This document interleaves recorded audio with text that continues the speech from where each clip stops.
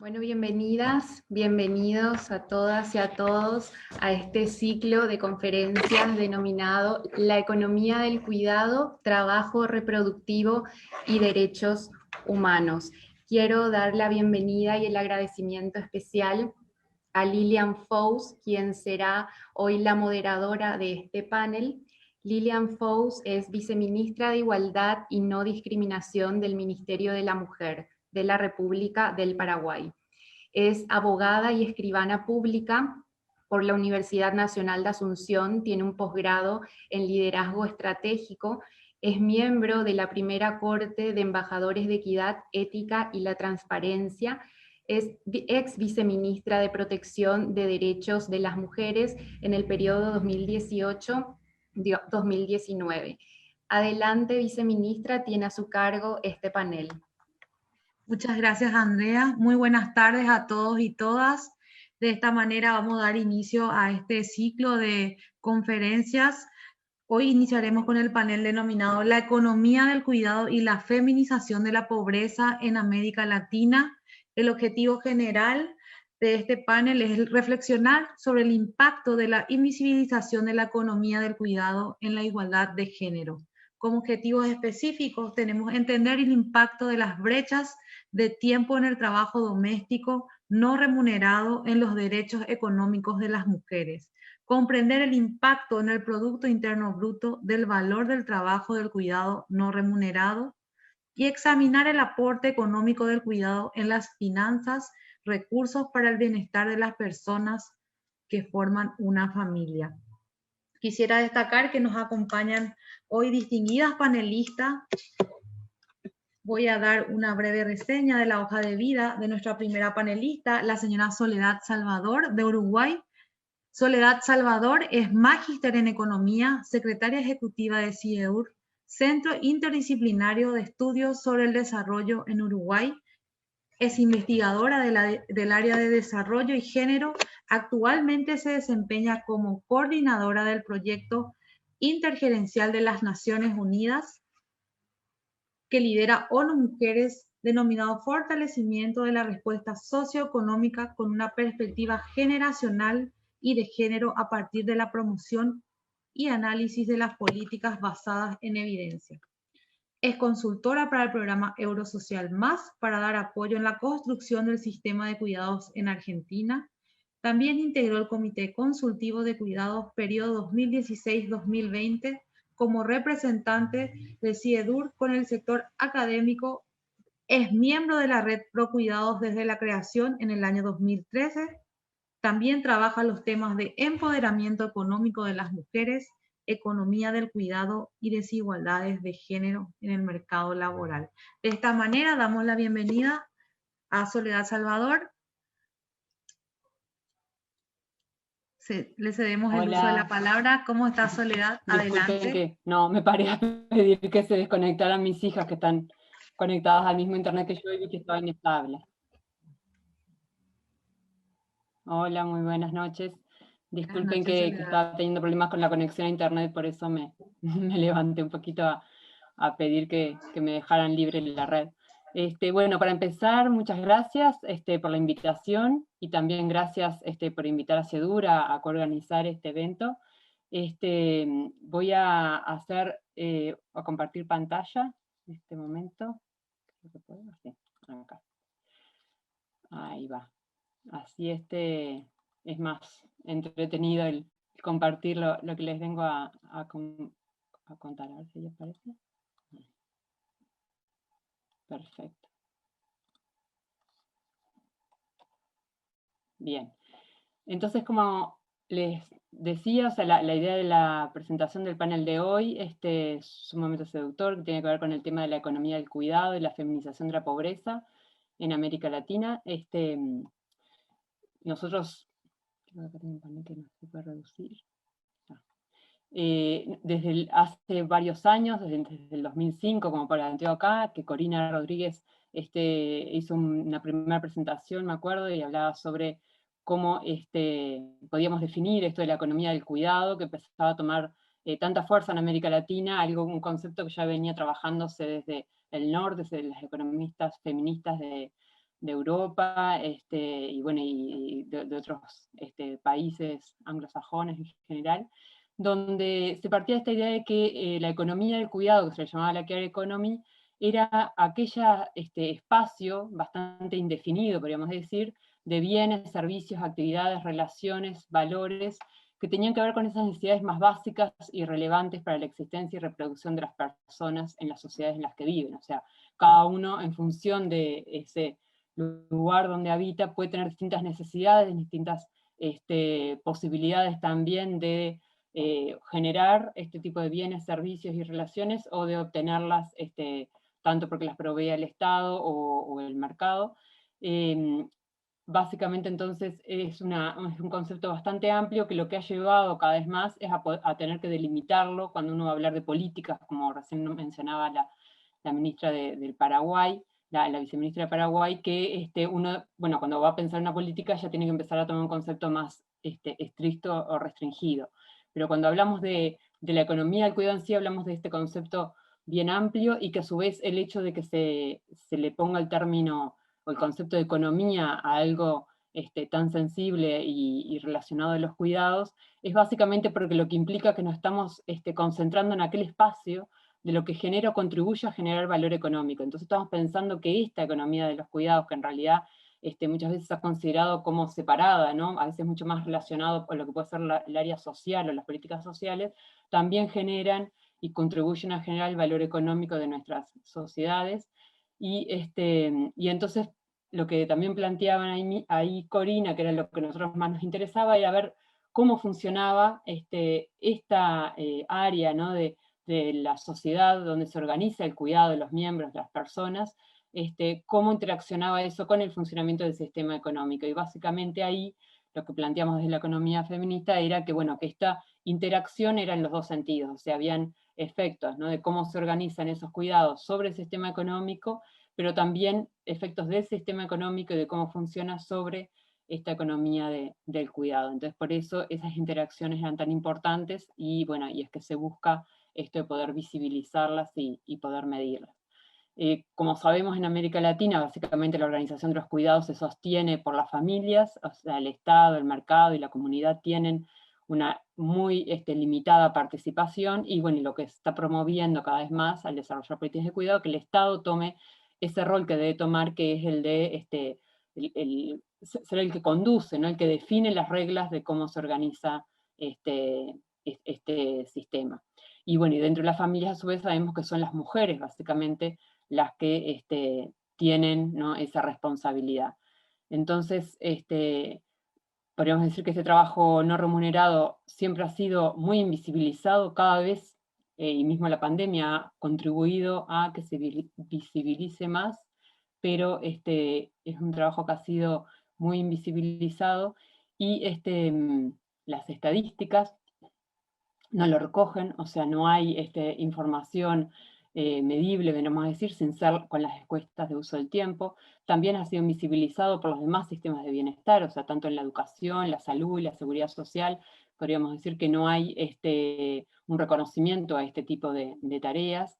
Podemos decir que la seguridad social solo lo que tenga que ver con las licencias por maternidad y paternidad, y bueno, sí en Europa mucho más en relación a licencias parentales.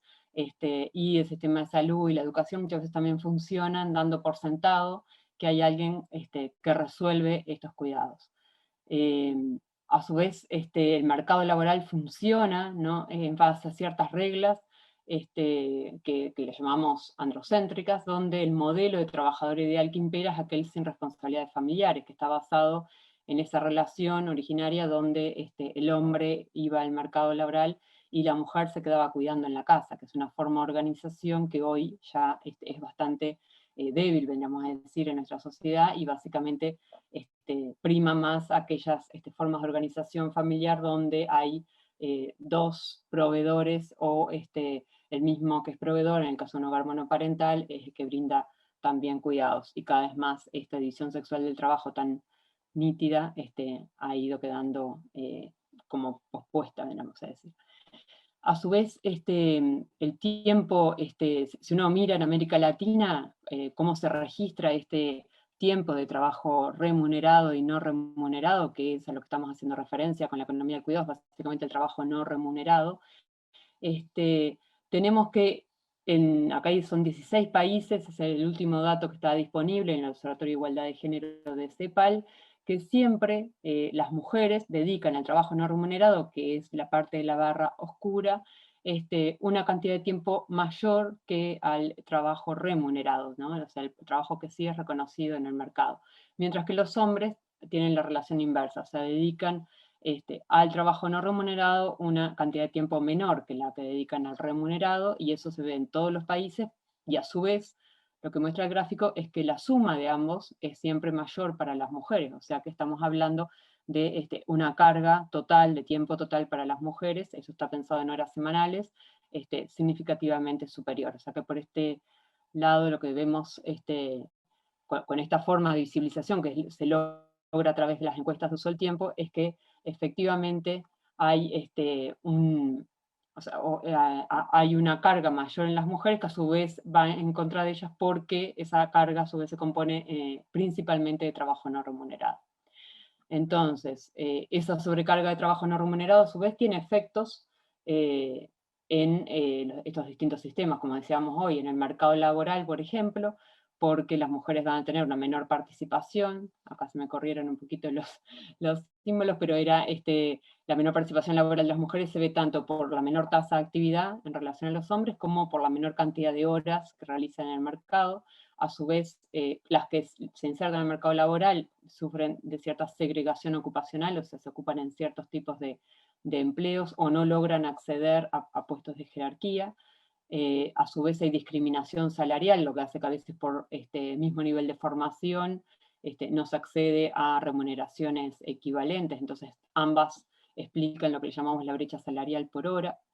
Hay también efectos sobre la informalidad del empleo, o sea, las mujeres tienden a tener más empleo informal porque es el que les permite a veces conciliar mejor, todos los que conocemos como cuenta propia, que se les llama a veces cuenta propia sin local, o otras formas, como por ejemplo el trabajo doméstico también, en muchos de nuestros países, que es un empleo bastante informalizado y que es una forma a veces también de las mujeres, sobre todo de bajos recursos, de poder conciliar mejor los cuidados de su hogar con el empleo o la obtención de ingresos. Y también una mayor concentración en el sector informal, que es el que tiende a su vez a tener menores ingresos que el sector formal. O sea, el sector informal, con la definición que había de OIT, donde ahí también tenemos a aquellas que son trabajadoras familiares no remuneradas, y las empresas empleadas en empresas pequeñas, ¿no? Empresas chicas, donde, bueno, también tienden a tener ingresos inferiores. Y después también podríamos decir que este trabajo no remunerado impacta tanto en el acceso y calidad al sistema de salud, o sea, en realidad al tipo, ¿no?, de prestaciones del sistema de salud que pueden acceder, o el acceso propiamente a la salud, por justamente a veces depender ese acceso de tener un empleo formal, o bueno, en el caso de los sistemas de salud que están altamente privatizados, de poder acceder a los recursos para acceder a esos sistemas privados. Y también en la formación, ¿no? Formación para el empleo, en el sentido de que, bueno, la educación, la formación que todos seguimos, tiene como un objetivo último obtener, ¿no?, empleo con las de mayores oportunidades, y ahí también hay diferencias importantes, por más que las mujeres en promedio tienen un nivel educativo más alto que los hombres hoy por hoy en América Latina, pero al tipo de formación a su vez que se orienta no es la que después obtiene mejor remuneración en el mercado, tienen ciertas, sufren de discriminación muchas veces para ser reconocido su talento, digamos, es decir, su reconocimiento de su educación, ¿no?, de su formación para acceder a ciertos puestos, que a veces son los que están mejor pagos. Y también cuando todos llegaron al nivel terciario hay brechas salariales más altas, quiere decir que tampoco logran cumplir muchas veces por estas normas del mercado que aún en el sector público, en el ambiente universitario, en distintas áreas donde uno cree que ahí el mercado no funciona tanto, pero igual las normas están dictaminadas de forma tal que se asume este modelo que decíamos antes de trabajador familiar sin responsabilidades de cuidado. Entonces, por último también esto también impacta en el nivel y tipo de prestación que se accede en la seguridad social. O sea, en la seguridad social van a ver quienes, en mayor medida las mujeres, accedan a prestaciones que no son generadas por derecho propio, como se le llamaba generalmente, o sea, que no es a la jubilación, sino a que son a pensiones, por ejemplo, pensiones de sobrevivencia, y a su vez también sí acceden a la jubilación, no acceden al mismo nivel, ¿no?, de la remuneración de esa jubilación, porque lo que generaron durante la vida activa tampoco alcanza o no les llega a cubrir, ¿no?, ese nivel que sí acceden los hombres. Tenemos también un tema de feminización de la pobreza, consecuencia de esto, que es lo que venía a hablar este panel, que tiene que ver con que el tener una mayor carga del trabajo no remunerado, el no poder acceder a ciertos empleos o acceder a empleos de menor calidad, hace que las mujeres tiendan a ser las primeras en entrar en situación de pobreza y las últimas en salir.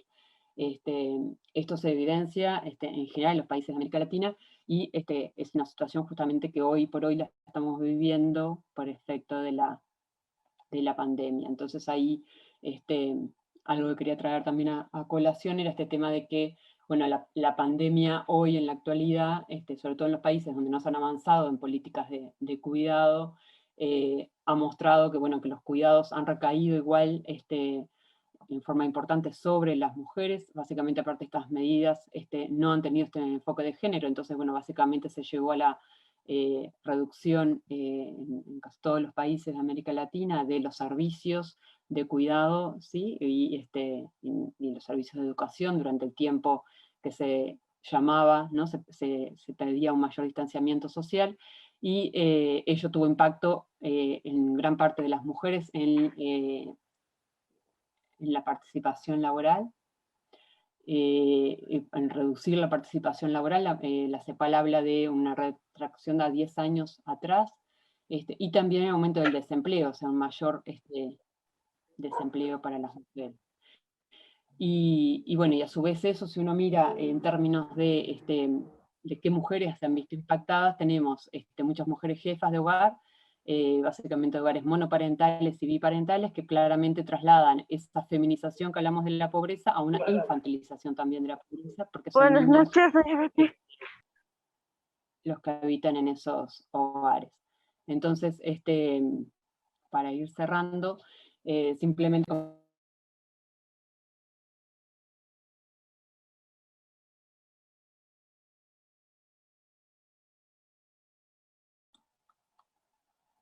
¿Hola? Sí, la escuchamos, doctora.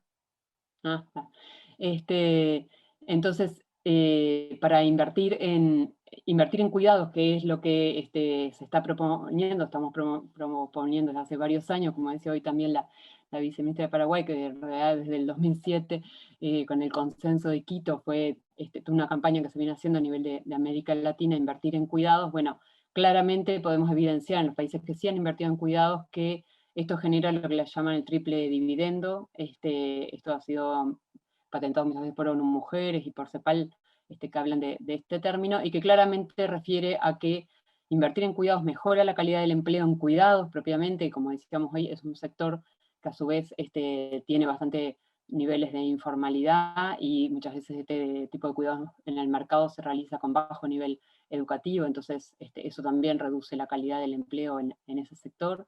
Genera empleo a su vez para mujeres de estratos bajos y medios, que son los más afectados a su vez por la pandemia, entonces tendría un efecto también positivo desde ese lugar, de generar empleos e ingresos para esas mujeres que, como decíamos antes, si ellas caen en la pobreza, sus niños también. Mejora la atención de las personas que requieren los cuidados, que son personas en situación de dependencia o la infancia. En el caso de las personas en situación de dependencia, básicamente sabemos que en la medida que reciban, ¿no?, un tipo de asistencia personal, esto contribuye con la autonomía, promoción de la autonomía y reducción también de los avances en los niveles de dependencia, y en el caso de la infancia porque mejora la calidad, ¿sí?, de la educación y de cómo sea su tránsito futuro en el mercado laboral, que es lo que muchas veces se valora desde la economía, del sistema económico. Y por último, también mejora oportunidades de formación para aquellas que realizan esos cuidados en forma no remunerada, tanto para mejorar su formación, como con ello también mejorar sus oportunidades de empleo, o como decíamos hoy, saltear esas limitaciones que vemos como impacto, ¿no?, que tiene tener una mayor carga de trabajo no remunerado, o sea, mejorar también sus opciones de inserción en el mercado laboral, su dedicación, etc. Así que bueno, podríamos decir que claramente visibilizar, ¿no?, estos beneficios que tiene invertir en cuidados sería lo que nos podría transformar, ¿no?, esas desigualdades de género y no seguir reproduciendo los circuitos de pobreza, que es en lo que nos mantenemos hoy. Yo quiero agradecer por la participación y voy a dejar de compartir.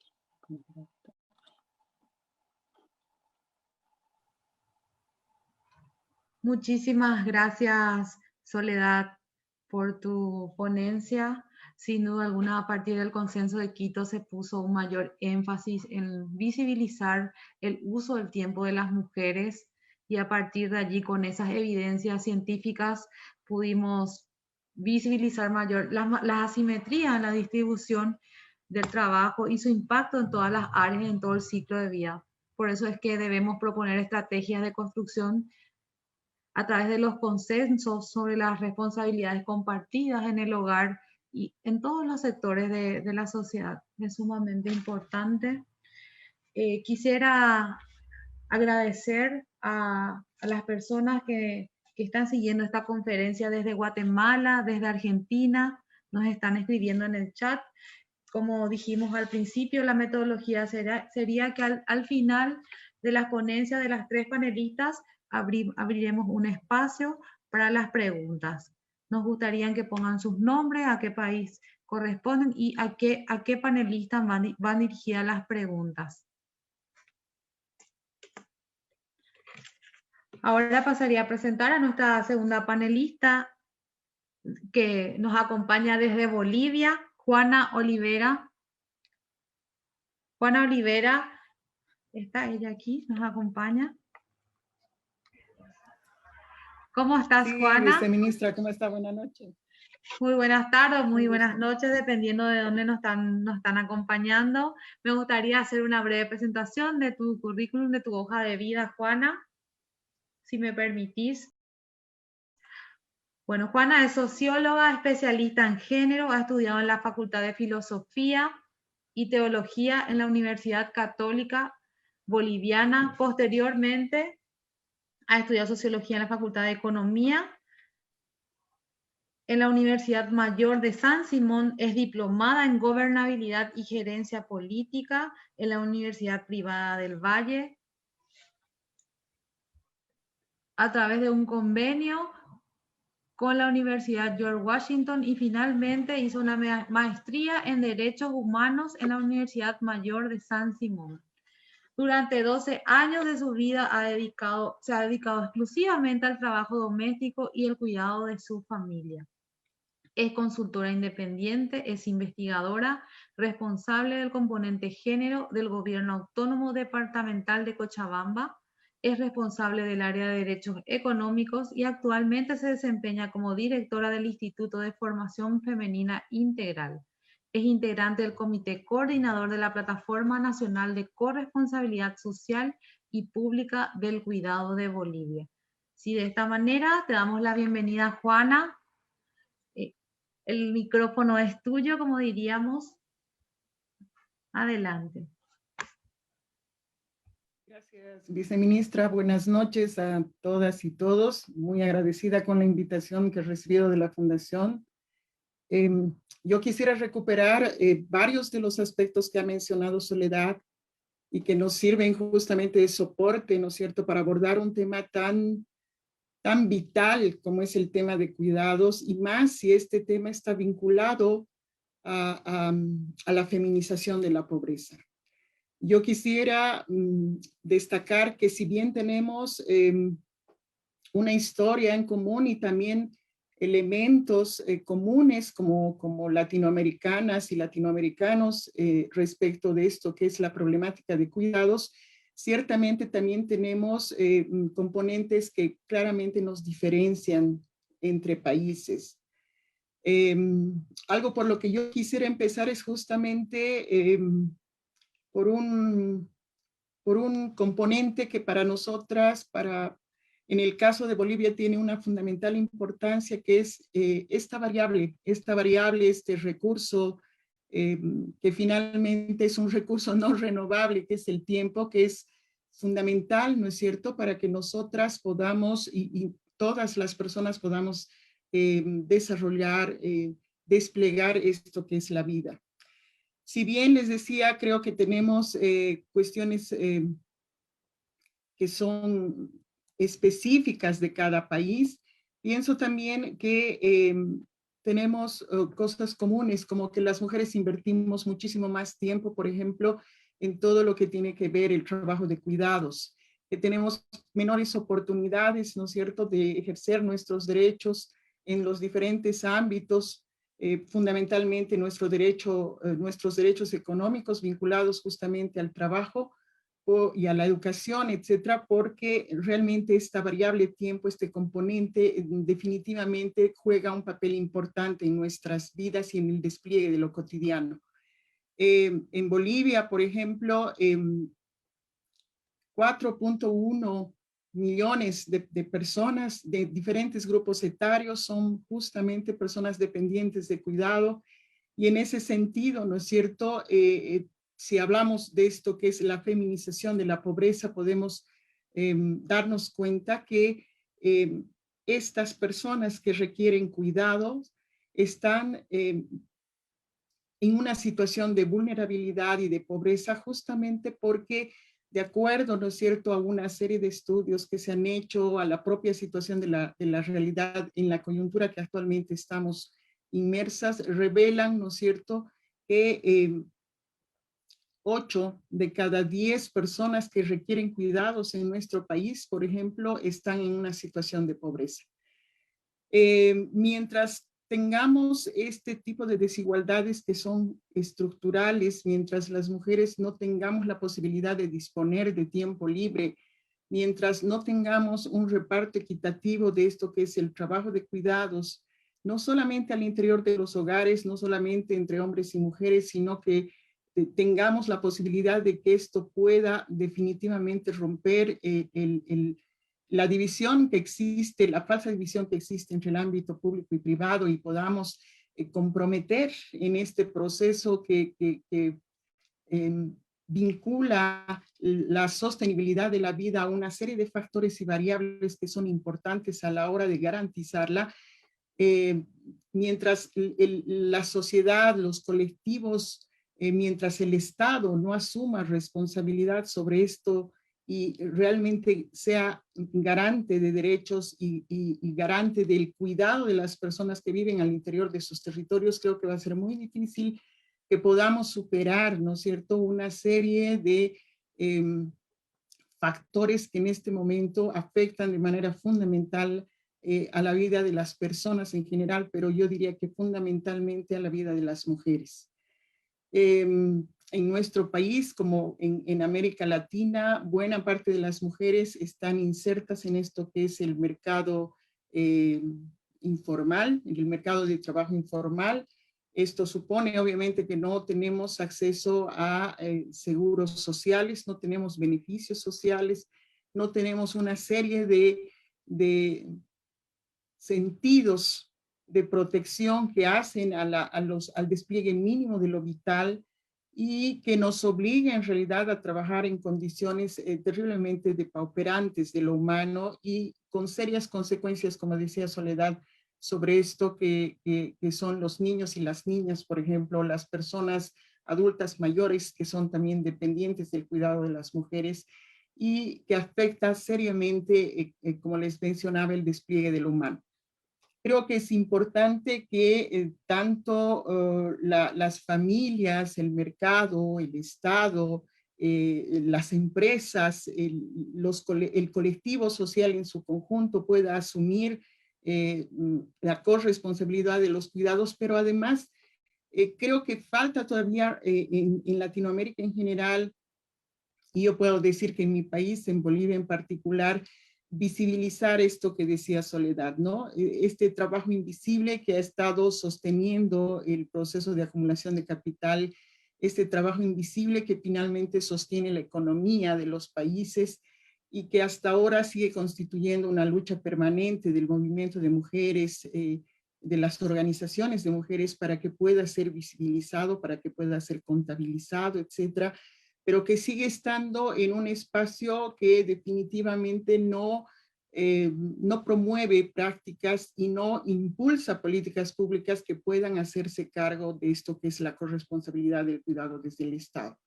En Bolivia, por ejemplo, si bien tenemos reconocida en la Constitución Política del Estado desde el año 2009 el trabajo de cuidado como un aporte económico fundamentalmente de las mujeres que tiene que ser contabilizado en las cuentas públicas. Hasta ahora no tenemos más que un ensayo, que es un piloto que se ha hecho para medir, por ejemplo, el uso de tiempo, y tampoco contamos con un sistema nacional de cuidados que realmente pueda incidir de manera fundamental en esto que es el ejercicio de derechos de las mujeres y, por supuesto, ¿no es cierto?, mejores oportunidades de vida, mejores posibilidades de tener calidad de vida, que es lo que en este momento no tenemos. A mí me da mucha pena, me conmueve enormemente, por ejemplo, hablar en todo este periodo de pandemia que estamos viviendo, fundamentalmente desde el pasado año, cómo nuestras compañeras emprendedoras aquí en Bolivia han estado sujetas a una serie de procesos de supervivencia con emprendimientos básicamente de subsistencia que no han podido desarrollar durante este periodo tan crítico, tan duro que hemos atravesado la gestión pasada, y ahora con serias limitaciones precisamente para garantizar la sostenibilidad de la vida de sus familias, ¿no?, y de ellas mismas. Creo que es importante que podamos establecer cierto tipo de mecanismos y articular esfuerzos, no solamente a nivel de esto que son nuestras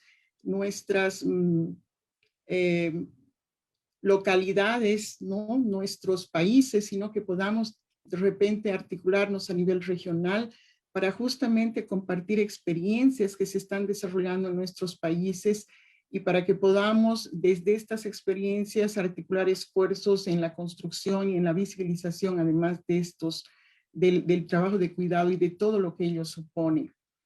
En nuestro país, por ejemplo, se están llevando adelante una serie de iniciativas, una serie de políticas públicas que, si bien atienden el cuidado, lo hacen de manera muy sectorial. Todavía no se puede hablar de que se está respondiendo a la demanda de cuidado que existe en nuestro país. Lo mismo creo que ocurre a nivel regional, pero creo que es importante también destacar esto último que decía, la posibilidad de articularnos que tenemos, y creo que muchas organizaciones de la sociedad civil, no solamente en Bolivia, sino a nivel regional, en Latinoamérica, están logrando esto. Hace poco yo he tenido la oportunidad de compartir con varias compañeras también de otros países, y son importantes los avances que se están dando en varios de estos países, en Argentina, en México, por ejemplo, y creo que recuperar estas experiencias y que éstas se constituyan en un capital para esto que queremos llevar adelante desde nuestros propios países, sin lugar a dudas es un aporte importante. En el caso de Bolivia, yo quiero destacar el despliegue que se está llevando adelante desde justamente la Plataforma Nacional de Corresponsabilidad Social y Pública del Cuidado, que articula, ¿no es cierto?, una serie de organizaciones, instituciones, colectivos de la sociedad civil que están llevando adelante el desafío y la apuesta para que justamente el cuidado y los procesos de sostenibilidad de la vida que esto implica sean visibilizados por las autoridades, sean asumidos por el colectivo social y puedan tener, ¿no es cierto?, espacios de incidencia donde efectivamente la sociedad en su conjunto, el Estado, el mercado y las familias puedan tener asidero en torno a esto que es una problemática realmente dura y grave, como es la problemática de cuidados. Pienso que en ese sentido es vital, como les decía, que podamos llevar adelante, por ejemplo, encuestas de uso de tiempo.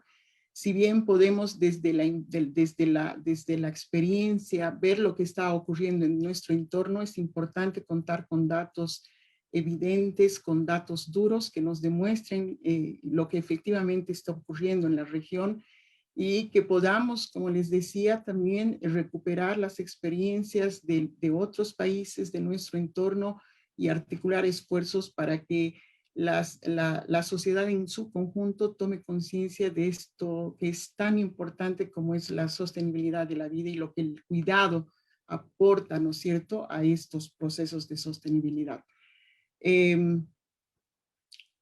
Creo importante reiterar, ¿no es cierto?, que esta apuesta, este desafío de recuperar la problemática de cuidados desde cada uno de nuestros países necesariamente tiene que llevarnos a reflexionar acerca de cuál es el rol y la función que cada uno de nosotros, que cada una de nosotras cumple.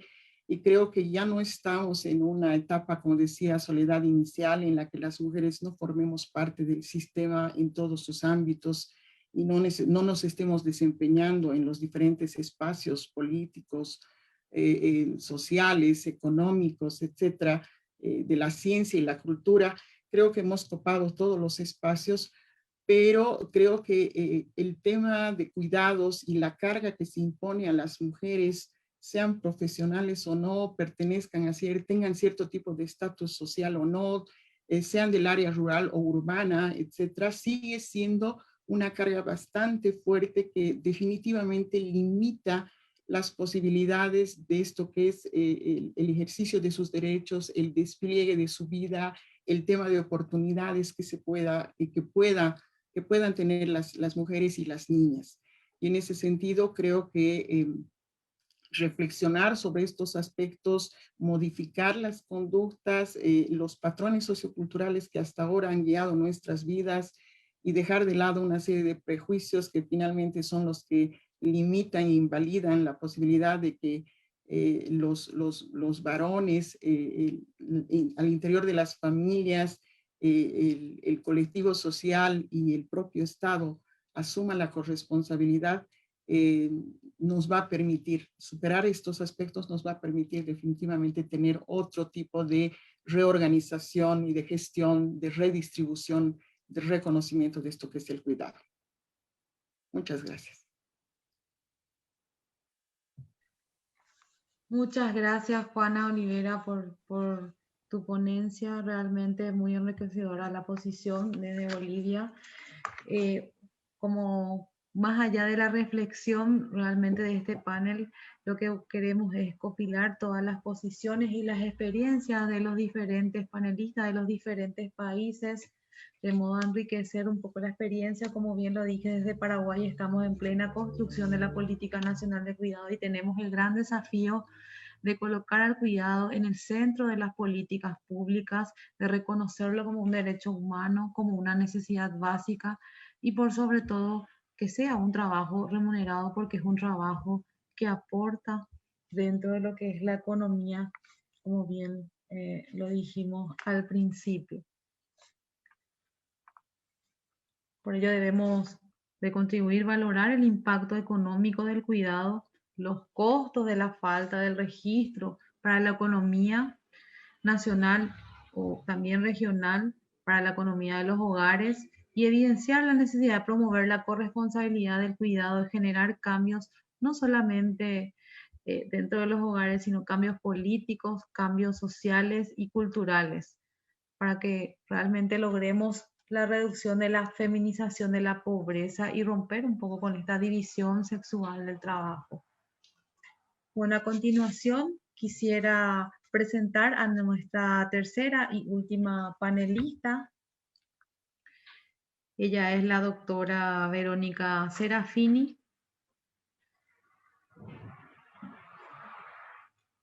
Voy a presentar brevemente su hoja de vida. La doctora Verónica Serafini es economista paraguaya, investigadora, experta en desigualdades, protección social, cuidado y financiamiento del desarrollo. Doctora por la Universidad Nacional Autónoma de México, magíster por la Facultad Latinoamericana de Ciencias Sociales en México, coordinadora e investigadora principal en el Centro de Análisis y Difusión de la Economía Paraguaya, CADEP. Es asesora en temas de fiscalidad y género en la red Latindad Ha coordinado proyectos sobre desigualdad, pobreza, protección social, con enfoque de derechos en los ODS sobre la pobreza en Paraguay. En los últimos años ha venido trabajando los temas anteriores, pero desde el lado del financiamiento de las políticas públicas, tanto a nivel nacional como internacional, incursionando en temas como son los sistemas tributarios, deuda desde la mirada de la economía feminista. De esta manera damos la bienvenida a la doctora Verónica Serafini. Muy buenas noches, doctora. El espacio es suyo. Un gusto compartir con usted nuevamente. Bueno, muchas gracias. En primer lugar, muchas gracias por la invitación. Me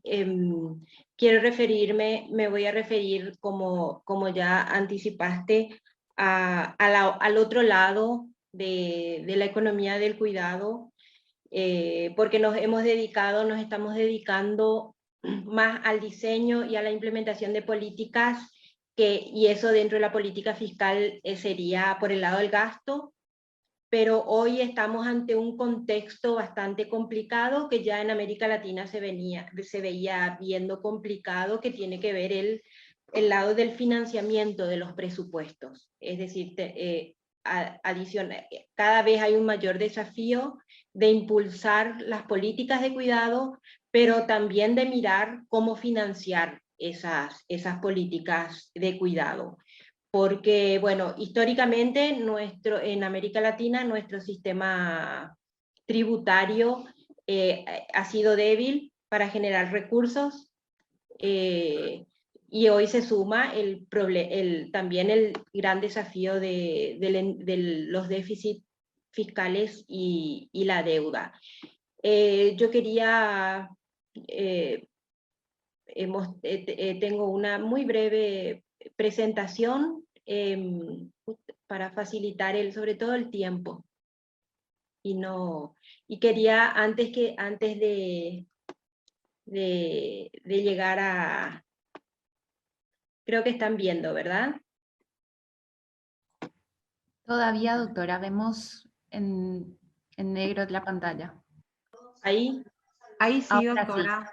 sí. También está lenta mi señal, parece.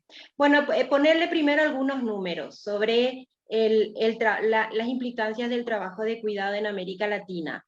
Sí, los países que tienen, 8 países de América Latina tienen cuentas nacionales de trabajo no remunerado.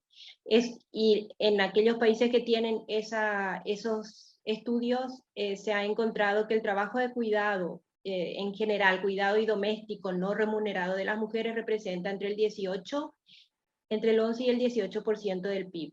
Este es un porcentaje enorme. En algunos países representa más que la producción total agrícola. En otros países, para algunos países representa la misma proporción en términos de producción industrial, por ejemplo. O sea, no es menor este porcentaje. Por eso es que es importante visibilizarlo. El otro dato importante, y que sobre todo se viene ahora y tiene que ver con la feminización de la pobreza, tanto porque es una causa como una consecuencia, es que las mujeres hoy, si sumamos trabajo no remunerado con trabajo remunerado, en todos los países en que hay encuestas de uso del tiempo, se encontró que las mujeres trabajan más que los hombres por semana, entre 6 y 20 horas más. Esto, por un lado, implica que hay restricciones para su acceso al trabajo remunerado, y por otro lado implica y genera esta feminización de la pobreza. Por lo tanto, si los organismos internacionales y los gobiernos quieren impulsar el acceso de las mujeres al empleo para la recuperación económica post-COVID, esa entrada al mercado laboral no puede darse sobre ya esta situación, que implica muchas más horas de trabajo semanales de las mujeres, y necesitamos reemplazar las horas de trabajo no remunerado por trabajo remunerado en el mercado. Es decir, no podemos entrar al mercado de trabajo para reducir la pobreza sin considerar las políticas de cuidado que liberen horas en trabajo no remunerado. Y finalmente un tema que es fundamental, porque también en el trabajo, el sector de cuidado es un sector precarizado y muy feminizado. El 94%, en América Latina, el 94% del trabajo o de la ocupación en el sector de cuidado es femenino, incluyendo el trabajo doméstico. Y sabemos que en América Latina esto hace que una gran proporción de mujeres que trabajan, por ejemplo, en el trabajo doméstico sean pobres. Es decir, son trabajadoras que con el trabajo no pueden dejar de ser pobres, y eso obviamente afecta a la autonomía económica también. Y si miramos por el lado, siempre hemos visto mucho por el lado del gasto, la economía del cuidado. Y ahí quiero hacer algunas puntualizaciones. Hemos avanzado mucho en el análisis del gasto desde la economía del cuidado, pero creo que también hay algunos desafíos en ese sentido. América Latina en los últimos años, por ejemplo, ha impulsado la inversión en infraestructura.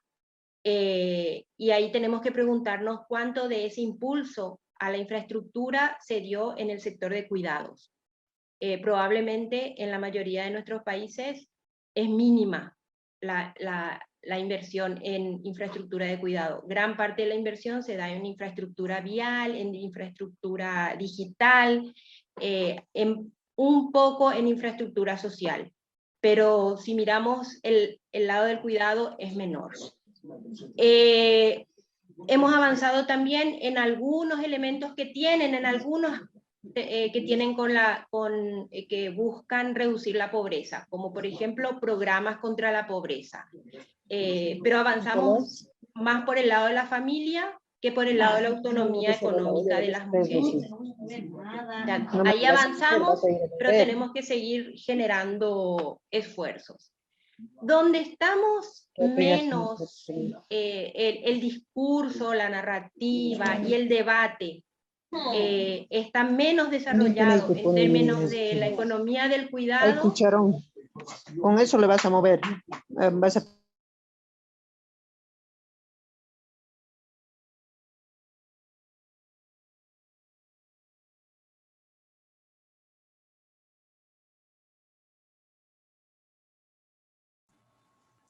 Verónica, estás con el micrófono apagado. Sí, porque al cancelar el otro... Ahí ya la escuchamos, doctora. ¿Ya me escuchan? Porque al cancelar... Sí, doctora. Sí, ya. El sistema tributario en América Latina es en la mayor parte de los países injusto, en el sentido de que está muy sostenido por impuestos indirectos. Y las mujeres, al estar en la base de la pirámide y al estar sobre representadas en los estratos de menores ingresos y con pobreza feminizada, los impuestos indirectos terminan perjudicándole más. Sobre todo porque además los impuestos indirectos afectan a los bienes de consumo, y son las mujeres las principales responsables en el hogar de equilibrar los recursos que hay, escasos que hay en la familia.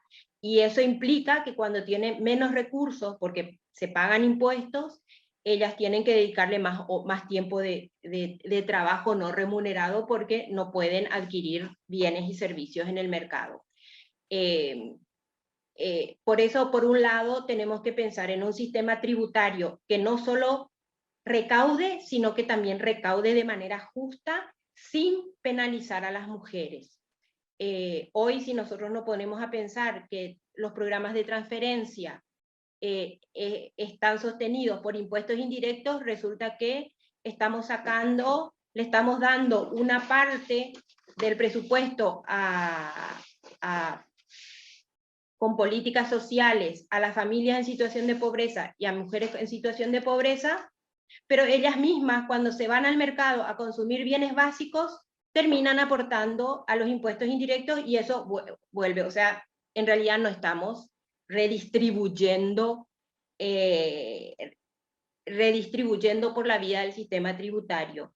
Y también tenemos que mirar el lado de los incentivos, de las deducciones tributarias, porque en muchos casos, y hoy se está discutiendo a nivel mundial, el impuesto a las grandes corporaciones. Nuestros países entregan muchos beneficios a las grandes corporaciones, mucho más que lo que se entrega a las familias en situación de pobreza, con el argumento de generar más empleo, por ejemplo.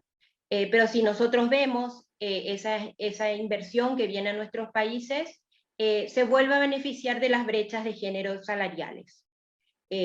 Muchos estudios sobre maquilas, por ejemplo, vienen con deducciones tributarias. Eso hace que al final los nacionales tengamos que pagar más impuestos, y vienen y emplean mujeres que aceptan, porque no encuentran otras opciones, empleos con menores niveles de ingresos.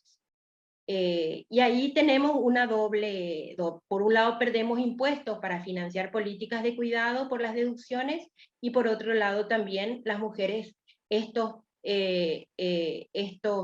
programas terminan profundizando las brechas de género. Y después hay otros aspectos también que estamos mirando a nivel global, que son los flujos ilícitos. Por ejemplo, la trata de personas, donde las mujeres están muy sobre representadas. En la pandemia se vio en algunos países europeos una mayor mortalidad en las residencias de larga duración, donde las mujeres son trabajadoras y también están residentes, y muchos de esos hogares de larga duración están privatizados y son de fondos buitres. Entonces también tenemos que entrar a ver qué es lo que está pasando y que visibilizó la pandemia. Y finalmente, un riesgo que estamos enfrentando en América Latina, que ya veníamos desde 2014 acentuándose, es el de la deuda. Con la pandemia eso se agudizó, y si nosotros miramos lo que pasó en América Latina en la década perdida, en los 80, cuando la deuda se hizo insostenible y hubo que hacerla sostenible, se recortan gastos en ámbitos que perjudican particularmente a las mujeres. Y eso genera retracción del Estado en servicios básicos para las mujeres, en salud, en agricultura familiar, pierden empleo las mujeres, o cuando ganan empleos lo ganan en sectores más precarizados. Es decir, las crisis de deuda han, por ejemplo, generado desempleo en los hombres, y cuando las mujeres entran a esos empleos, entran sin seguridad social. Se han reducido los salarios reales por la liberalización económica, y ha aumentado la pobreza en esos ámbitos, y ha también aumentado la carga de trabajo por todas estas razones. Hoy, y como dijo Juana, estamos frente a un dilema de garantizar la sostenibilidad de la vida, pero se nos contrapone la sostenibilidad de la deuda. Entonces tenemos que, ya la experiencia de la década perdida en América Latina, de la deuda de los 80 y la implementación de los lineamientos del consenso de Washington, tiene que hacernos reflexionar sobre lo que se nos viene en los próximos años en América Latina, si seguimos endeudándonos y si no hacemos una profunda transformación de nuestro sistema tributario para no necesitar deuda para financiar las políticas de cuidado. Y finalmente, un riesgo también frente a las restricciones fiscales son las alianzas público-privadas, que también ahí estamos tratando de evaluar cuál ha sido el impacto en las mujeres, y no es positivo cuando se implementaron. De hecho, en algunos países que fueron muy innovadores en APPs, como Inglaterra, por ejemplo, ya han reducido el número de contratos y los montos por las evaluaciones que se han hecho. Entonces también tenemos que tener cuidado con las nuevas modalidades de financiamiento frente a el discurso de la recuperación económica. Con lo cual puede llegar a ponerse en riesgo el financiamiento de los sistemas que ya se instalaron, y puede parar los procesos de financiamiento en aquellos países en que era incipiente. que es la mayoría de los países de América Latina. Bueno, dejo aquí y espero que haber contribuido a esta discusión tan importante para las mujeres y para la reducción de las brechas de género en nuestros países. Muchísimas gracias, doctora Verónica Serafini, por tan nutrida presentación, por la profundización de los datos que realmente reflejan cómo estamos también en cuanto a lo que refiere al impacto económico y lo más importante, no solamente que debemos plantear sistemas o políticas públicas, sino cómo vamos a financiarlas. Realmente es un punto también para poder abordarlo con mayor profundidad. Desde Paraguay, como bien lo dije, estamos en plena construcción y justamente uno de los planteamientos es justamente no solamente plantear una política pública, sino que esa política pública responda y se ajuste a las necesidades y que también sea realizable, ¿verdad? Es decir, que contemos con los fondos para poder desarrollarla y que no quede solamente en el papel, ¿verdad? De esta manera culminamos las 3 ponencias. Una vez más agradecer a Soledad, a Julia, a la doctora Verónica y vamos cumpliendo con la metodología del panel. Vamos a abrir a las preguntas que deseen realizar. Si bien en el chat no realizaron ninguna pregunta concreta, sí quisiera mencionar que nos acompañan desde Argentina, desde Bolivia, desde El Salvador, también aquí desde Paraguay, Guatemala, desde Uruguay,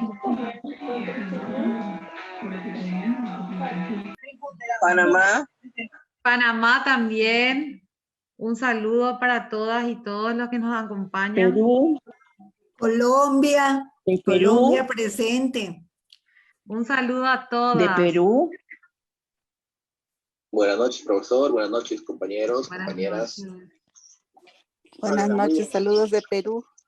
Una vez Desde más Perú. quisiera agradecer a la Fundación Justicia y Género realmente por generar este espacio donde podamos compartir, reflexionar y compartir experiencias.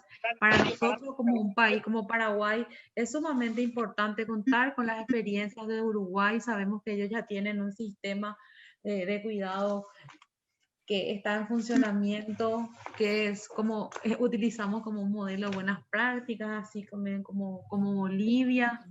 Y queremos invitarle a otros espacios también a compartir un poco también la experiencia de lo que venimos trabajando desde Paraguay, desde el Ministerio de la Mujer, desde la coordinación del Grupo Impulsor para la Política Nacional de Cuidado. Andrea, no sé si tenés algunas preguntas. Aquí en el chat, por ejemplo, María Esther Bello de Montevideo, Uruguay, nos cuenta que trabajó como asistente personal dentro del marco del Sistema Nacional de Cuidados de su país, como integrante del sindicato de asistentes, y dice, me cuestiono cuántos países tienen una organización así. Es muy importante en defensa de las mujeres. Luego Realmente. nos saludan desde Costa Rica, de México. Después, desde el Poder Judicial de Paraguay, la secretaria ejecutiva de Género, Silvia López, nos dice estupendas presentaciones.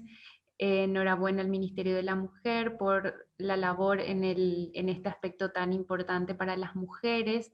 Luego está la magistrada Janet Carvajal también felicitando desde Colombia. Felicitaciones y más felicitaciones a las panelistas. Desde Perú también nos cuenta que están iniciando a gestar un adecuado sistema de cuidados, ahora con la esperanza del cambio, dice. A ver, ¿quiénes más? Bueno, están desde el departamento Cerro Largo de Uruguay, Aide Méndez, que es asistente personal. Y así, de un sinfín de mensajes de agradecimientos y felicitaciones a las panelistas. Aquí tengo una pregunta en concreta. Dice, ¿cómo se puede contabilizar el trabajo simultáneo que hacen las mujeres, como en la pandemia, que realizan teletrabajo y el trabajo reproductivo? Yo creo si es que las tres panelistas nos podrían dar una reflexión acerca de esta pregunta, sería muy enriquecedor. Sí, yo si quieren puedo empezar contando un poco. O sea, por un lado están las metodologías, como hemos hablado, de las encuestas de uso del tiempo, que se pueden relevar con distintos formatos. Hay algunas que relevan tareas simultáneas, como dice ahí, porque eso es muy común, no solo entre el teletrabajo y el trabajo de cuidados, sino también entre el propio trabajo de cuidados cuando uno está haciendo quehaceres domésticos y cuidados de personas. Entonces, a veces también el interés es relevar cuál es la actividad principal que uno está haciendo en ese momento.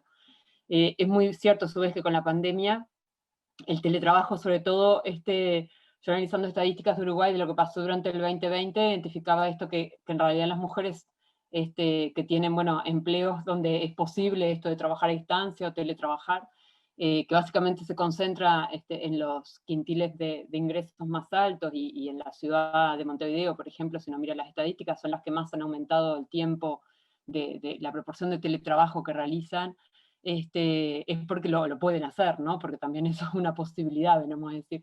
Y bueno, y claramente ese teletrabajo está muy interconectado, a veces es por opción, ¿no? Porque prefieren las mujeres hacer ese teletrabajo, por esas cuestiones del cuidado, ¿no? Si tienen la posibilidad, la que opta en mayor proporción son mujeres que hombres.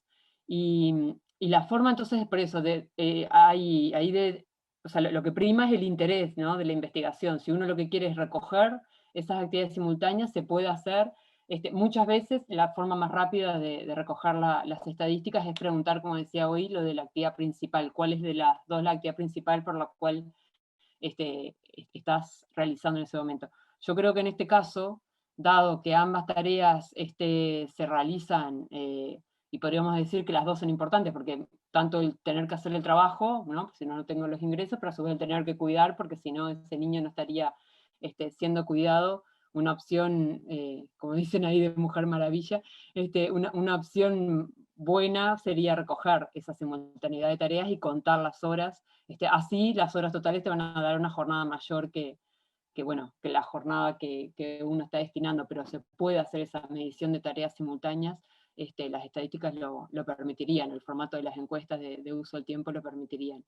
Es buena la pregunta también, nosotros estamos por hacer una nueva encuesta de uso del tiempo en Uruguay ahora en el segundo semestre, y a su vez hemos hecho, como otros países, encuestas para recoger impactos de la pandemia, ¿no? En esto de cuánto de los cuidados que ha tenido que hacer las mujeres en el hogar, también los hombres que también han tenido que ir al hogar, también han aumentado su tiempo dedicado a los cuidados, y se verifica que sí, pero que la responsable última siempre es la mamá, la mujer, ¿no? Generalmente la mujer mamá, que es la que, bueno, atiende también las tareas escolares y todas esas otras cuestiones que han tenido que asumir durante la pandemia.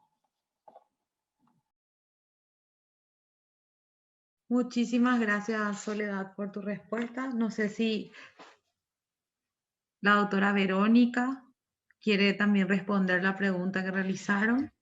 No, solo señalar que, más allá de lo que ya señaló Soledad, que son complejas las encuestas y son caras las encuestas de uso del tiempo. Entonces, no es tan fácil levantarlas, y menos en un contexto de pandemia, porque además son complejas y se necesita la presencialidad para poder, porque son cuestionarios justamente que no solamente preguntan qué hace y cuánto tiempo, sino la simultaneidad de tareas. Y probablemente esa simultaneidad ahora se agravó, porque ya no son dos tareas comunes, domésticas. Por ejemplo, plancha y cocina, o plancha atiende a los niños, o plancha. Ahora es plancha, atiende a los niños y probablemente está pendiente de la computadora o pone la cocina, ve a los niños y niñas, a los chicos, y además trabaja en la computadora. Ya no son dos tareas simultánea. Probablemente ahora se unen ya 3, o sea, más compleja todavía. De todos modos, no tenemos que perder la esperanza y seguir insistiendo. Los países que tienen encuesta de uso del tiempo hoy ha sido porque hubo mucho detrás. Los sistemas estadísticos no es que deciden de un día para el otro hacer una encuesta de uso del tiempo. En todos los países hemos peleado años para sacar las encuestas de uso del tiempo. Así que toca en los países que todavía no tienen seguir peleando para hacerlas, en los países que ya tienen actualizar para que no pasen muchos años. Un argumento son los Objetivos de Desarrollo Sostenible, que incorporan un indicador con respecto al tiempo. Así que están los mecanismos, está el instrumento ya en la mayoría de nuestros países. Ahora lo que hay que presionar es por conseguir los fondos, porque creo que en la mayoría de nuestros países el problema más grave es el financiamiento de este tipo de encuestas. Doctora, tenemos una pregunta. Janet Carvajal nos dice, desde su conocimiento y experiencia, ¿cuál podría ser la propuesta para cambiar en nuestros países el sistema tributario de manera que se cuenten con recursos para atender debidamente las necesidades sociales de la población? En este momento se están discutiendo, todos los países están discutiendo 2 o 3 puntos. Uno es el de la mayor progresividad. Es decir, y bueno, es el caso colombiano, por ejemplo. Garantizar que no suban los impuestos indirectos y que lo que suba para financiar las políticas de desarrollo sean los impuestos directos, sobre todo en los niveles de ingresos más altos. El segundo elemento es el análisis y la evaluación del gasto tributario, es decir, de todas las deducciones que se hacen. Si sirven o no sirven para lo que fueron creados. Y si no sirven, eliminar esas deducciones, esos privilegios tributarios. En tercer lugar, a todos nuestros países les va a convenir si se aprueba un impuesto a las corporaciones. Estamos discutiendo, en este momento el mundo está discutiendo una propuesta que es del 15%, que no es muy beneficiosa para América Latina por varias razones, pero que tenemos que insistir en nuestros países que ese sea el piso y seguir discutiendo aquella arquitectura financiera internacional impositiva que beneficie a los países que reciben a esas corporaciones, porque hoy esas corporaciones tienen sede en los países desarrollados y ahí es donde van a pagar esos impuestos. Otros países están discutiendo impuestos a la riqueza o al patrimonio, que son también necesarios porque hacen o van a cobrar el impuesto a quienes más se benefician. En algunos casos por año, o en otros son permanentes. En los países donde se van a cobrar durante un año, lo que se está diciendo es que la pandemia afectó a unos sectores muy negativamente, que ya sufrieron los efectos de la pandemia, mientras que hay sectores, hay 3 o 4 ramas que no solamente sufrieron los efectos de la pandemia, sino que además se beneficiaron y tienen ganancias extraordinarias. Entonces lo justo es que esos sectores que tuvieron ganancias extraordinarias en la pandemia sean los que paguen los costos de la pandemia. Y finalmente hay un tercer tema que toca a los países mineros y a los países que exportan soja, que son los flujos financieros ilícitos, es decir, la manipulación fraudulenta de la documentación contable, que hacen que ellos eludan impuestos. Y ahí perdemos muchos recursos los países latinoamericanos. Para eso casi todos los países están firmando el marco inclusivo de OCDE, y ahí estamos todos transitando hacia ahí. O sea, hay mucho movimiento en ese tema, y realmente el ejercicio de la ciudadanía económica por parte de las mujeres también nos exige a entender esa dinámica. y esos temas. Estar al tanto y exigirle a nuestros países un posicionamiento nacional por más justicia tributaria en nuestros países, pero también la representación de los intereses nacionales ante las instancias internacionales que hoy están discutiendo estas nuevas propuestas de reformas tributarias a nivel internacional. Muchas gracias, doctora. Quiero mencionarle que tenemos saludos de diferentes puntos del país y también de diferentes países. Desde Perú nos dice Mirna Jara, en el Perú está la ENAU, pero no está actualizada. Se hizo una pregunta de qué países tienen encuesta de uso del tiempo y qué estrategias se han dado para lograrlo. Creo que esa ya dio la respuesta la doctora.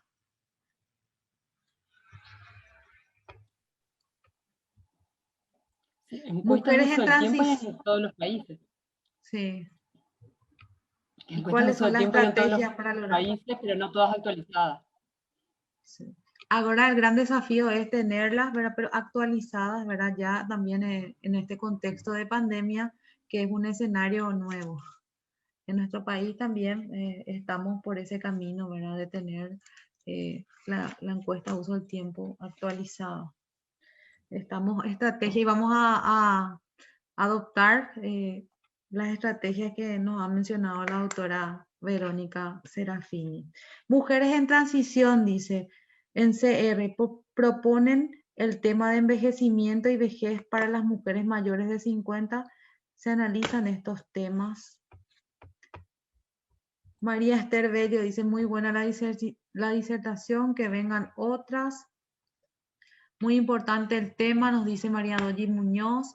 Ojalá que continúen actividades de capacitación, sensibilización y estudios sobre el tema y que pronto se haga efectivo el reconocimiento del trabajo de cuidado en las políticas públicas. Permiso, saludos de Guatemala. ¿Sí? Permiso, quisiera compartir con el panel una pregunta puntual desde la plataforma de Facebook. Amparo nos dice, les acompañamos desde Honduras. Para Verónica, una pregunta puntual. ¿Cuáles han sido los principales hitos en Paraguay en la organización del Sistema Nacional de Cuidados?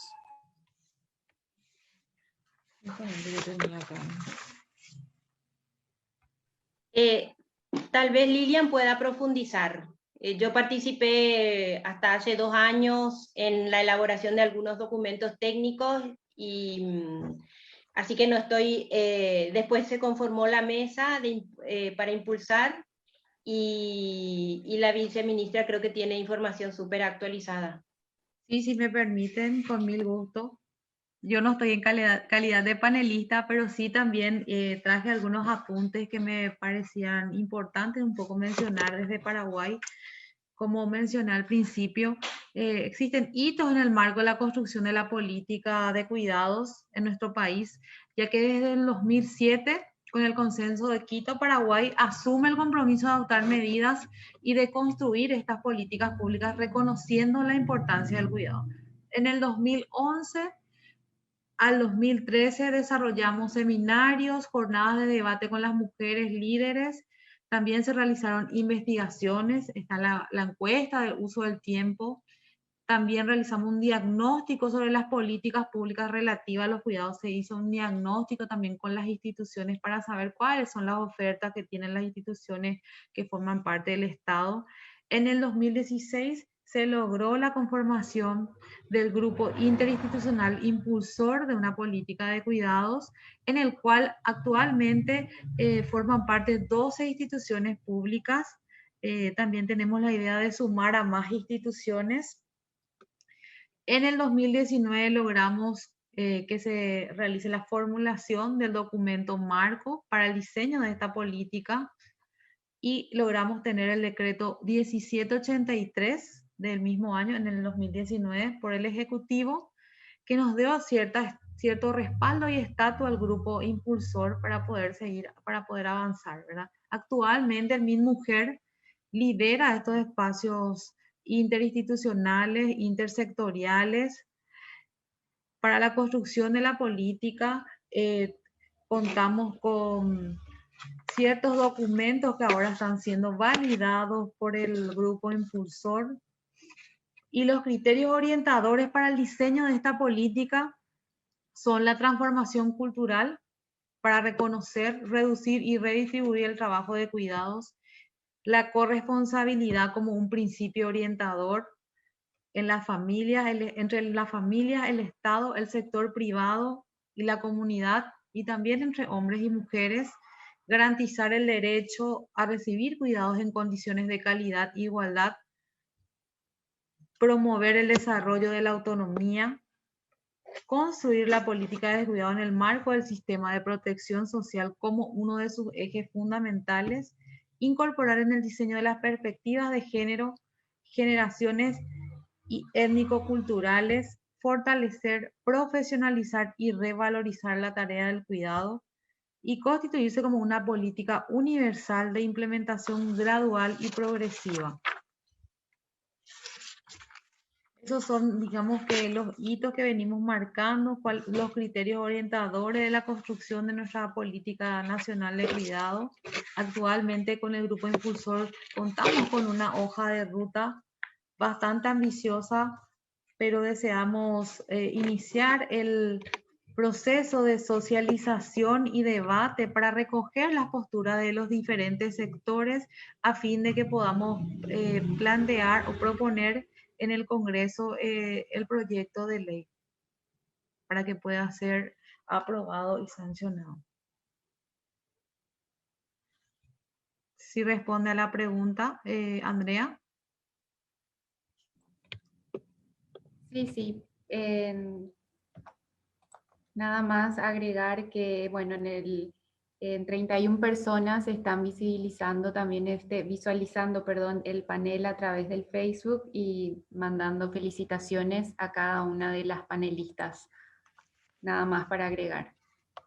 Tenemos la gran tarea, Andrea, de sensibilizar a toda la sociedad y a la familia sobre la importancia y la adecuada distribución de las tareas del hogar, ¿verdad? Poner un poco sobre la mesa la importancia de la corresponsabilidad en las tareas del hogar, de que estas no solamente deben recaer en las mujeres, como bien lo dijeron todas las personas que me antecedieron la palabra. Históricamente se ha colocado estas tareas como una obligación de las mujeres, pero debemos ir rompiendo un poco esos estereotipos culturales o sociales, y también que las mujeres puedan tener el derecho a decidir cuándo cuidar, cómo cuidar, y si lo van a hacer, que esto sea un trabajo reconocido, un trabajo remunerado, conforme a los acuerdos y al marco legal. Me gustaría hacer una pequeña reflexión al final. Sí, no sé si es que quieren hablar las panelistas o ya voy al final, Andrea.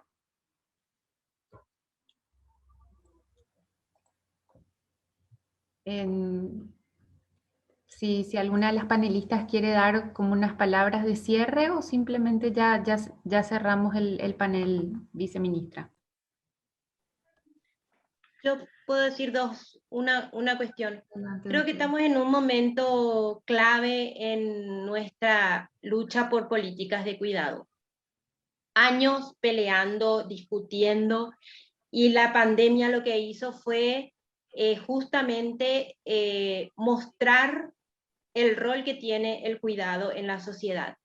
Así que creo que es una oportunidad de impulsar con más fuerza este discurso, esta narrativa, este tema en nuestras organizaciones y en nuestros países, porque, bueno, estamos ante un momento clave, tanto en términos sociales como también económicos, por los desafíos que tenemos para la recuperación post-pandemia, y que esa recuperación no sea solamente un incremento del Producto Interno Bruto, sino que esa recuperación incorpore otros ámbitos del desarrollo como el cuidado. Sí.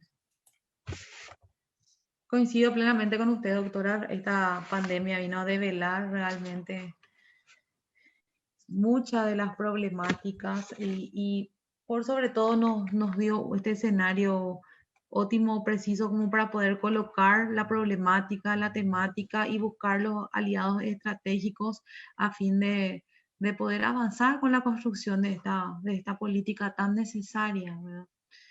Y estos espacios de intercambio de experiencia y buenas prácticas nos ayudan a nutrirnos realmente y a proyectar también una agenda común, por qué no decirlo, a nivel regional, para estandarizar políticas de cuidado en la región, teniendo en cuenta principios de universalidad, de derechos el derecho a la atención, también la articulación y la coordinación de las políticas, el respeto de las personas destinatarias y las trabajadoras del cuidado. Son varias aristas que debemos abordar, pero tenemos el firme compromiso realmente de poder dar esa respuesta a las personas que desempeñan estas tareas y también responder a que las personas, a los sectores prioritarios que requieren cuidado, puedan tener cuidados de calidad.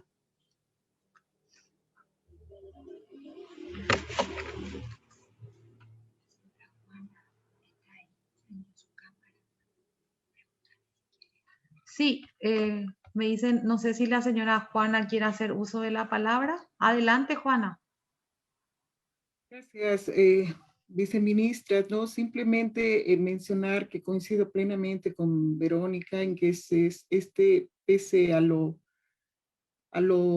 duro del contexto, es un escenario que tenemos que aprovechar para realmente poner en agenda pública la problemática de cuidados en cada uno de nuestros países. Nosotras realmente hemos recuperado varias de las experiencias de Uruguay, de México, de otros países, de Chile, etcétera, para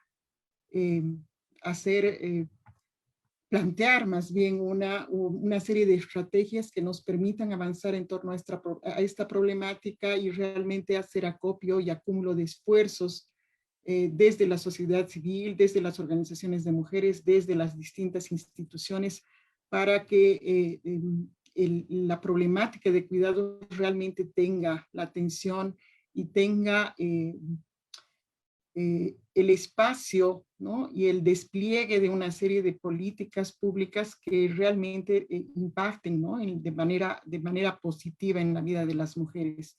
Creo que de no aprovechar esta coyuntura, sí se corre el riesgo, como decía Verónica, de más bien tener un retroceso, y creo que no nos podemos permitir ese lujo. Creo que tenemos que avanzar y creo que las coaliciones que podamos establecer a ese nivel entre nuestros países, a nivel regional, van a ser realmente importantes. Simplemente eso. Gracias.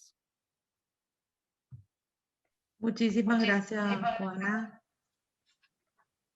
Realmente sí, tenemos que abordarlo de esa manera, comprometernos, y desde este lugar que me toca, humildemente digo que pongo a disposición lo que venimos trabajando, los documentos con los cuales ya contamos para poder intercambiar y nutrir más los conocimientos que ya tenemos, y decirles que para alcanzar una organización social más justa y equitativa es imperioso reconocer y jerarquizar la redistribución del cuidado, y por sobre todo reconocerla como un derecho, como una necesidad. Como bien lo dije, los cuidados son el motor de la economía, son parte del Producto Interno Bruto, como bien lo dijo la doctora Verónica Serafini, y los recursos puestos en cuidado son una inversión del Estado, son una inversión que generan empleo, que otorgan calidad de vida y que a la larga generarán realmente un ahorro también para los gobiernos. Eso también debe ser parte de nuestro discurso, ¿verdad? De que entiendan de que es una inversión y que a la larga nos generarán ahorros, porque vamos a dar respuesta a muchos grupos vulnerables, a muchos grupos que deben ser priorizados en todo lo que es el desarrollo de esta política pública. Una vez más te agradezco, Andrea, agradezco a la doctora Verónica Serafini, a la doctora Soledad Salvador y a Juana Olivera por acompañarnos en este panel sumamente importante, sumamente interesante, y a todas las personas de los diferentes países que nos acompañaron. Quisiera otra vez mencionar, son muchos los países, Andrea: Uruguay, Guatemala, El Salvador, Argentina, de diferentes estamentos, tanto de la sociedad civil como ser las fundaciones. Se me pierden un poco los mensajes, ¿verdad? Pero nos acompañan de la Fundación de Personas con Discapacidad, desde el Perú. Así que un saludo. Muchísimas gracias por compartir este espacio con nosotras. Y espero que no sea la primera ni la última vez que nos encontremos.